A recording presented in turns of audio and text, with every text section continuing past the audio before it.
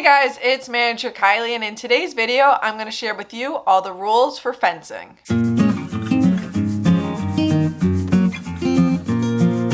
Fencing is a sport that is competed at many different levels, and the rules I'm going to go through today are generally the rules used at the Olympic level for fencing, but they're probably very similar to rules you'll use both at the college level and in some sort of youth league.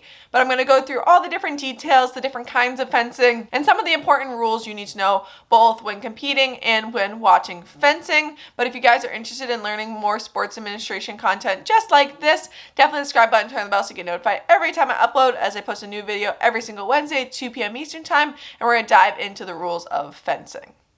Fencing is a sport that is competed 1v1 generally, so there's only two people on the mat at a time.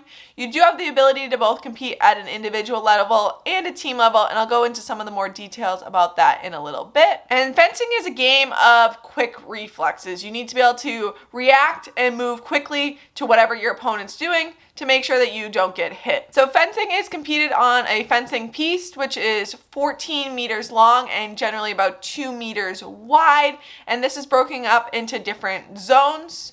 So there is a central midline, then there is the on-guard lines, then there's warning lines, and then finally there's limit lines. And this just allows the fencer to know where they are on the piste so they know where to stand. So each round starts with the fencer on the on-guard lines, and the ref is going to make sure everything looks good, and then they're going to give the okay to start the clock and allow the fencers to start. And the goal is to take whichever sword you're using and touch it to the target area. Now there's difference between the swords and the target areas depending on the type of fencing you're doing, but I'll explain more of that in a little bit when I go into detail on the 3 different styles of fencing. But your goal is to take that sword and get it to the target area before your opponent does to get a point. And one cool thing about fencing in modern times is it's all wired up. So you're going to have wires through both your outfit as well as your sword. And this allows when the outfit is touched and wherever the target area is touched with the sword, it is going to trigger a light. This allows officials to know who hit who first. So in the case of any sort of tie or anything, you can tell who hit who first. For individual contests, they're played with 3 3-minute periods. So it's 3 3-minute sections, or it's the first to 15. So if you don't get through all 3 3-minute periods and somebody gets to 15, the game is over and that person wins. For team fencing, you have 3 people on your team, and each of those 3 people has to compete against another 3 people. So this isn't score-based. This is just total first one to the highest score. But this is 9 3-minute periods, so that all 3 people from your team compete against all 3 people from the other team. And this is 9 3-minute periods, and this one's based on time. Before I go into details on the 3 styles of fencing, one important thing to note is understanding right away.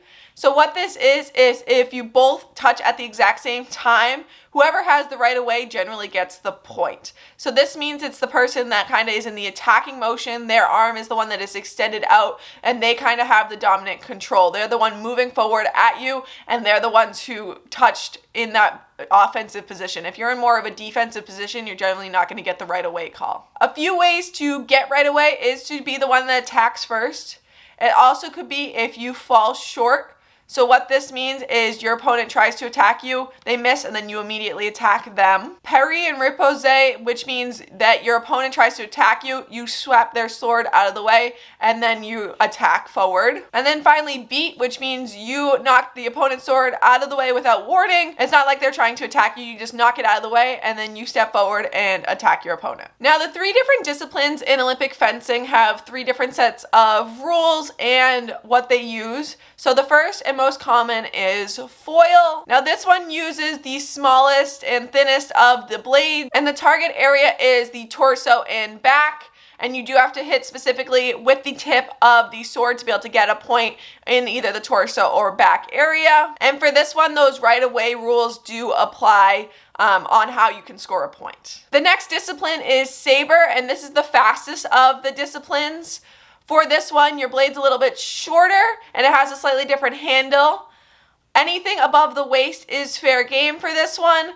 And one cool thing about this is you don't just have to hit the tip, you also can hit with the side of the sword. So this makes it a much faster game as your easier able to score points. If you hit with the side of the sword on the above the waist area, you are able to score a point. And one big thing for Saber is it is advantageous if you attack first. As this is such a fast game and constantly moving, and there's so many ways you can score with this, and it's a little bit easier to score, it is advantageous that you're the one attacking first in that attacking position to get right away and able to stop your opponent. And then the final is epee. And this one's a little bit more of a defensive stance. You can score a point with the tip of your sword in any part of the body. This is what makes it more defensive because the target area is so big, and as long as they touch that tip to any part of your body, that makes it a little bit more of a defensive game. So you're generally going to stand off a little bit more and not attack as quickly because you want to be strategic about how you attack, because if you attack forward and your opponent's able to touch any part of your body with their sword, then they're going to score a point. One thing different about this is there's no right of way, so if there is any sort of tie, both individuals are going to get a point. So one important thing to know for all three disciplines is penalties. So penalties are when you do something wrong. So if you were to step off the piste, that's a penalty. If you are to turn your back to your opponent, that's a penalty. If you do anything with your non-sword hand, so your non-dominant hand, that's a penalty. And penalty comes with cards. A yellow card is a warning. A red card gives a point to your opponent. And then a black card is actually disqualification and the match is over and your opponent wins. And one final thing to understand is the ref may call non-combativity, which really means you're just being too defensive and nobody's making a move forward.